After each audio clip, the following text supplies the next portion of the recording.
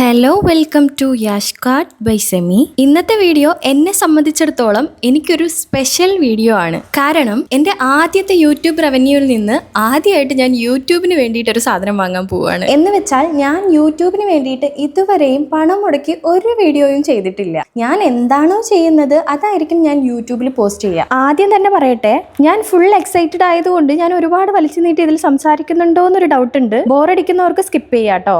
യൂട്യൂബിലേക്ക് ഞാൻ ആക്സിഡൻ്റലി വന്ന ഒരാളാണ്, അല്ലാതെ ഒരുപാട് ഡ്രീം ചെയ്ത് ഇതിൽ നിന്ന് ഏൺ ചെയ്യണം എന്നൊന്നും വിചാരിച്ച് വന്നൊരാളേ അല്ല ഞാൻ. എൻ്റെ ഒരു ലക്ക് കൊണ്ടായിരിക്കും ആദ്യത്തെ ഒരു വീഡിയോ കൊണ്ട് തന്നെ എൻ്റെ ചാനൽ മോണിറ്റൈസ്ഡ് ആയത്. പക്ഷേ വെളിവില്ലാത്ത ഞാൻ അതുമായിട്ട് അങ്ങോട്ട് മുന്നോട്ട് പോയില്ല. 3 മാസം കൊണ്ട് റവന്യൂ കയറി തുടങ്ങിയിട്ടും എനിക്ക് ആ ബോധോദയം അങ്ങോട്ട് ഉണ്ടായില്ല.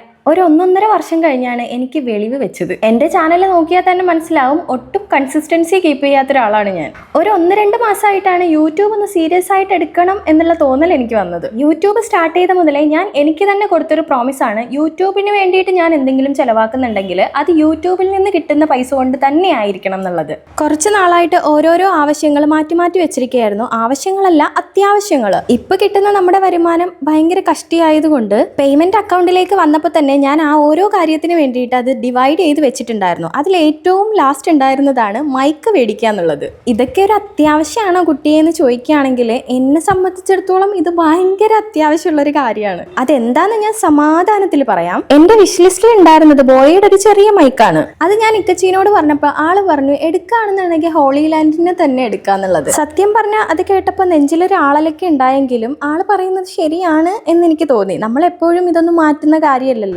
ആളുടെ തീരുമാനത്തിനൊത്ത് ഹോളി ലാൻഡ് എടുക്കാമെന്ന് ഞാൻ സമ്മതിച്ചെങ്കിലും സ്റ്റാർട്ടിംഗ് പ്രൈസ് ഏതാണോ അത് എടുക്കാമെന്നായിരുന്നു എൻ്റെ മനസ്സിൽ. പൈസ മുടക്കുന്ന കാര്യത്തിൽ ഞാൻ കുറച്ച് പിശുക്കത്തിയാണ്. കാരണം അതിന്റെ വാല്യൂ എനിക്ക് നന്നായിട്ട് അറിയാം. ഈ റിംഗ് ലൈറ്റ് അവിടെ അഫോർഡബിൾ പ്രൈസിന് ഇരിക്കുന്ന കണ്ടപ്പോൾ ഇക്കച്ചു പറഞ്ഞു, എന്നാൽ പിന്നെ നമുക്ക് ഇത് കൂടി വാങ്ങാം. നിങ്ങൾ എൻ്റെ വീഡിയോ കണ്ടാൽ തന്നെ മനസ്സിലാവും, സകല വീഡിയോസും ഞാൻ പുറത്ത് വെച്ചാണ് ഷൂട്ട് ചെയ്യാറ്. കാരണം നമ്മുടെ വീടിന്റെ ഉള്ളിൽ നല്ല ഇരുട്ടാണ്. ഉള്ള ലൈറ്റൊക്കെ ഇട്ടാലും അത്യാവശ്യം ഡാർക്കായിട്ട് തന്നെ ഇരിക്കും. 1 മിനിറ്റ് ഷോർട്ട് വീഡിയോ ആണ് ഞാൻ ഷൂട്ട് ചെയ്യുന്നതെങ്കിലും അതിന്റെ പിന്നിൽ ഒരുപാട് എഫേർട്ട് ഇടുന്നത് ഇക്കച്ചി കണ്ടിട്ടാണ് ആൾ എന്നെ ഇത്രയും സപ്പോർട്ട് ചെയ്യുന്നത് കേട്ടോ. ഞാൻ മാത്രമല്ല, എല്ലാ കോണ്ടന്റ് ക്രിയേറ്റേഴ്സും ഇങ്ങനെ തന്നെ ആയിരിക്കാം എന്നല്ല, ആണ്.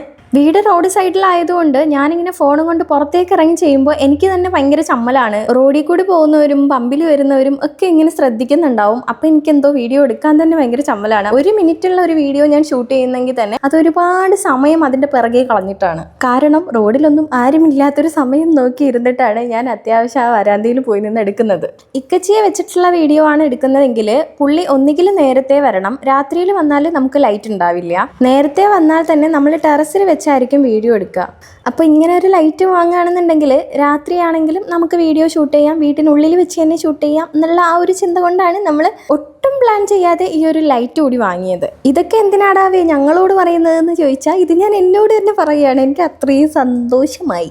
സത്യം പറഞ്ഞാൽ 2 ആഴ്ച കൊണ്ട് എൻ്റെ എനർജി ലെവൽ ഭയങ്കരമായിട്ട് താഴോട്ട് പോയിക്കൊണ്ടിരിക്കുകയായിരുന്നു. പക്ഷെ ഇന്നത്തെ ദിവസം ആ എനർജി എല്ലാം കൂടി ഇങ്ങനെ മേലേക്ക് അടിച്ച് കയറി. നമുക്ക് പ്രതീക്ഷിക്കാത്തൊരു വരവ് നമ്മുടെ കയ്യിൽ കിട്ടുകയാണെന്നുണ്ടെങ്കിൽ നമ്മൾ പ്രതീക്ഷിക്കാത്ത തന്നെ ഒരു വലിയ ചെലവും നമുക്കുണ്ടാവും. ഈ പറഞ്ഞ പോലെ എനിക്കും വന്നു ക്ഷണിക്കപ്പെടാത്തൊരു ചെലവ്. ഇതിന്ന് കിട്ടിയ 1/4 ഭാഗം പൈസയും അതങ്ങ് കൊണ്ടുപോയി. ഇതൊന്ന് യൂസ് ചെയ്ത് നോക്കാൻ വീടെത്താനുള്ള ക്ഷമയൊന്നും നമ്മൾ കാണിച്ചില്ല. നമ്മൾ നേരെ മ്യൂസിയത്തേക്ക് വിട്ടു. അവിടെ ഇരുന്നാണ് ഈ സാധനങ്ങളൊക്കെ നമ്മൾ ചെക്ക് ചെയ്ത് നോക്കുന്നത്. ആദ്യമായിട്ടാണ് ഇങ്ങനെ ഒരു അൺബോക്സിംഗ് ഒക്കെ ഞാൻ ചെയ്യുന്നത് കേട്ടോ. ബാക്കിയുള്ളവർക്ക് ഇത് കാണുമ്പോൾ ഇച്ചിരി ഓവർ അല്ലേ എന്നൊക്കെ തോന്നും.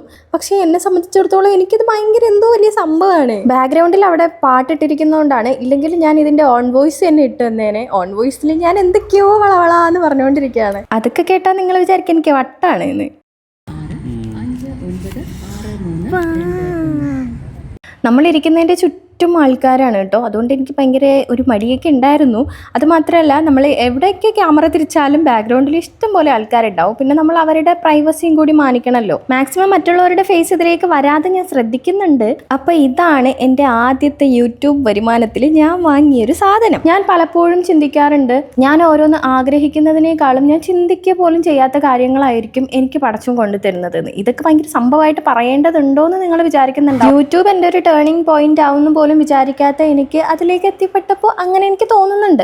ഇനി അങ്ങോട്ടും പേയ്മെന്റ് പറഞ്ഞെങ്കിൽ ഞാൻ അത്രത്തോളം കഷ്ടപ്പെട്ടാലാണ് കിട്ടുള്ളൂ. കാരണം എൻ്റെ വ്യൂ നോക്കിയാൽ തന്നെ നിങ്ങൾക്ക് മനസ്സിലാവും, ഭയങ്കര ഭയങ്കര ഭയങ്കര ലോ ആണ്. അപ്പോൾ അതനുസരിച്ച് വീഡിയോസ് ഇട്ടുകൊണ്ട് തന്നെ ഇരിക്കാം. മാക്സിമം ഞാൻ ശ്രമിക്കാം. ഈ ഒരു സാധനം കവർ ചെയ്തപ്പോൾ ഞാൻ വിചാരിച്ച എക്സിറ്റ് ആയിരിക്കും.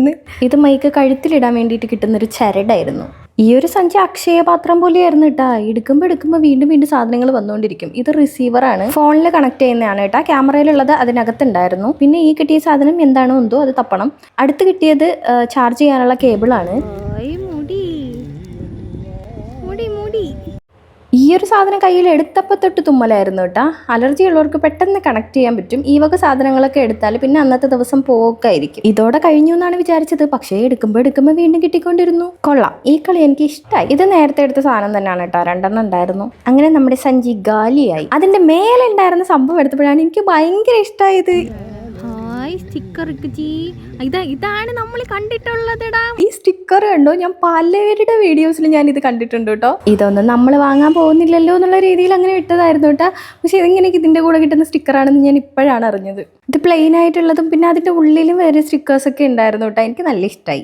പക്ഷേ ഇത് മൈക്കിലൊന്നും ഒട്ടിക്കരുതെന്ന് ഇക്കച്ചി പറഞ്ഞിട്ടുണ്ടായിരുന്നു കേട്ടോ. അതുകൊണ്ട് ഞാൻ ഒട്ടിച്ചൊന്നുമില്ല. പിന്നെ കുറച്ച് നേരം നമ്മൾ അവിടെ ഇരുന്ന് ഇക്കച്ചിനെ കൊണ്ട് സംസാരിപ്പിച്ച് ഇതൊക്കെ ചെക്ക് ചെയ്തു. ഇതാണ് ഞാൻ ആദ്യമായിട്ട് യൂട്യൂബിന് വേണ്ടി വാങ്ങുന്ന ഒരു സാധനം. ഇതൊരു കുഞ്ഞ് ട്രൈപോഡാണ്. ഫ്ലിപ്കാർട്ടിൽ ഇതിന് 250 270 രൂപയേ വരുന്നുള്ളൂ. 3 മാസം മുന്നായിരിക്കും ഞാൻ വാങ്ങുന്നത്. തേങ്ങ പൊതിക്കുന്ന പാരയായിരുന്നു എൻ്റെ ആദ്യത്തെ ട്രൈപോഡ്. അത് കണ്ടിട്ടാണ് ഇക്കച്ചി എനിക്കിത് വാങ്ങി തന്നത്. ഇങ്ങനെ ബ്ലൂടൂത്ത് കണക്ട് ചെയ്യാൻ പറ്റുന്നതുകൊണ്ട് നമുക്ക് തനിയെ എടുക്കാം കേട്ടോ വീഡിയോസ് ഒക്കെ. ഇനി ഞാൻ ഈ മൈക്ക് എനിക്ക് എത്രത്തോളം അത്യാവശ്യമായിരുന്നു എന്നുള്ള കാര്യം ഞാൻ പറയാം. എൻ്റെ വീട്ടിലായിരുന്ന സമയത്താണ് ഞാൻ ചാനൽ സ്റ്റാർട്ട് ചെയ്തത് എപ്പോഴും ആണെങ്കിലും വീഡിയോസ് ഇട്ട് തുടങ്ങിയത്. അതൊരു കുന്നിന്റെ മണ്ടയിലായതുകൊണ്ട് അധികം സൗണ്ട് ഒന്നും അവിടെ വരാറില്ല. ഇടയ്ക്ക് കാക്ക കരിയോ കോഴി കൂകുകയോ ഒക്കെ തന്നെ ഉള്ളൂ. അതുകൊണ്ട് തന്നെ വോയിസ് ഓവർ ചെയ്യുന്നത് എനിക്ക് നല്ല എളുപ്പമായിരുന്നു. പക്ഷേ നമ്മുടെ ഈ വീട്ടിലേക്ക് വന്നതിന് ശേഷം തൊട്ടടുത്ത റോഡായതുകൊണ്ട് 24 മണിക്കൂറും വണ്ടികൾ പോകുന്നതിന്റെ സൗണ്ട് ഉണ്ടാവും, പമ്പിൽ വണ്ടികൾ വരുന്നതിന്റെ സൗണ്ട് ഉണ്ടാവും. തൊട്ട് താഴെ പൊല്യൂഷൻ ടെസ്റ്റിംഗ് സെന്റർ ആയതുകൊണ്ട് അവിടെ വണ്ടികൾ സ്റ്റാർട്ട് ചെയ്തിടുന്നതിന്റെ സൗണ്ട് ഉണ്ടാവും. അപ്പോൾ രാത്രി 10 മണി 10:30 കഴിഞ്ഞതിന് ശേഷം ഞാനിങ്ങനെ കാത്തിരുന്ന് വണ്ടികൾ ഇല്ലാതാവുമ്പോഴായിരിക്കും വോയിസ് ഓവർ ചെയ്യാൻ തുടങ്ങുക. അതിനിടയ്ക്കും ഒരുപാട് വണ്ടികൾ പോകുന്നുണ്ടാവും. രാത്രിയിലായിരിക്കുമല്ലോ ലോറികളൊക്കെ ഒരുപാട് പോകുന്നുണ്ടാവുക. നോയ്സ് വരാതിരിക്കാൻ നമ്മൾ പറഞ്ഞ ഡയലോഗ് തന്നെ ചിലപ്പോൾ വീണ്ടും പറയേണ്ടി വരും. ചിലതൊക്കെ 10 തവണ വരെയൊക്കെ പറഞ്ഞിട്ടുണ്ട് ഞാൻ. ഒരിക്കലും ആദ്യം പറഞ്ഞ ഫീല് നമ്മൾ പിന്നീട് പറയുമ്പോൾ അത് കിട്ടില്ല. ഇങ്ങനെ അരമണിക്കൂർ കൊണ്ട് തീർക്കേണ്ട വർക്ക് കിച്ചണിൽ പോയി ഫാനെല്ലാം ഓഫ് ആക്കിയതിനു ശേഷം 3, 4, 5 മണിക്കൂർ എടുത്ത് വിയർത്ത് കുളിച്ചിരുന്നാണ് ഞാൻ വോയിസ് ഓവർ ചെയ്യുന്നത്. ഈ കലാപരിപാടി രാത്രിയിലേക്ക് മാറ്റിവെക്കുന്നതുകൊണ്ട് അതിന്റെ ഉറക്കത്തെയും ആരോഗ്യത്തെയും നന്നായിട്ട് ബാധിക്കുന്നുണ്ട്. ഈ വീഡിയോയിൽ ഞാൻ ഇത്ര എക്സൈറ്റഡ് ആവാനുള്ള കാരണം ഇപ്പം മനസ്സിലായിട്ടുണ്ടാവും. വീഡിയോ ഇഷ്ടപ്പെട്ട സപ്പോർട്ട് ചെയ്യുക. Thanks for watching.